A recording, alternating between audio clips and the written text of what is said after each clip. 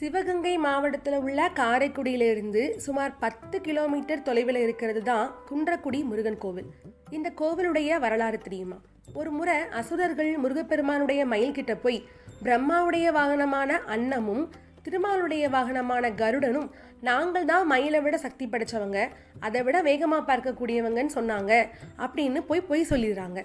இதை கேட்டு உண்மைன்னு நம்பிய மயிலும் கண்மூடித்தனமாக கோபம் கொண்டு பிரம்மாண்ட உருவம் எடுத்து கருடனையும் அன்னத்தையும் விழுங்கிடுது.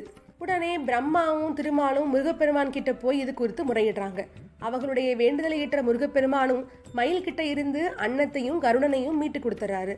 மேலும் மயிலோட கர்வத்தை அடக்கிறதுக்காக மயிலை மலையாக மாறி போகும்படி சாபம் விடுறாரு. தன் தவறுக்கு வருந்திய மயிலும் குன்றக்குடி வந்து மலையாகி போனது. ஆறுமுக பெருமானை குறித்து மலையா இருந்தபடியே தவம் இருக்குது. மயிலுடைய தூய்மையான தவத்தில் மகிழ்ந்த முருகப்பெருமானும் மயிலுக்கு சாப விமோசனம் அளித்து அந்த மயில் உருவத்தில் இருந்த மலை மீதே எழுந்தருளி அருள் புரிகிறார் என்கிறது இந்த திருக்கோவிலுடைய தல வரலாறு. இந்த கோவிலுடைய மிக முக்கியமான வரலாற்று செய்தி இன்னொன்னும் இருக்கு. சிவகங்கை மருது பாண்டியர்கள்ல மூத்தவரான பெரிய மருதுவுக்கு ஒரு தடவை முதுகலை ஏற்பட்டிருந்த ராஜப்பிளவை என்னும் கட்டியை குன்றக்குடி முருகப்பெருமானின் அருட்பிரசாதமான திருநீர்தான் குணப்படுத்தியது என்கிறது வரலாற்று செய்தி.